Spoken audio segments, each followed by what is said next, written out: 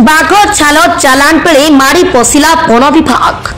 नवरंगपुर जिला वनखंड अधिकारी प्रसन्न कुमार बेहेरा निर्देश क्रमे एसएफओ सुभाष चंद्र कुंटिया तत्वावधान में स्वतंत्र हिंस्र जंतु सुरक्षा बाहिनी एक कलरा पतरिया बाघ छाल जबत कर घटना 3 जन को गिरफ्त कर कोर्ट चलाण कर बाघ छाल पड़ोशी राज्य छत्तीसगढ़ को चलाण होता सूचना मिलता बेले बाघ छाल को 3 लाख टंका बिक्री कर योजना रही। सूचना अनुसार बाघ छाल चलाण होता वन विभाग खबर मिलता।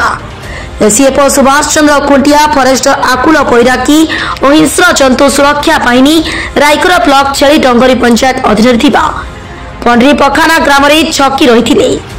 इस समय 3 जन युवक मंगल दास हरिजन चमरा कंड खेदुराम हरिजन एक टीवीएस बाइक रे जाउथिबा बेले अधिकारी माने सेमानंकु अटकाई जांच करथिले।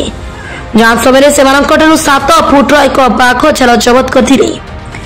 3 जन गोटे बाइक 3टी मोबाइल जबत करा जायतिला। गिरफ होइतिबा युवक मानंकु कोर्ट चलाण करा जायतिला। नवरंगपुर जिला उमरकोट मामनी चक्रवर्ती रिपोर्ट साई सत्य न्यूज।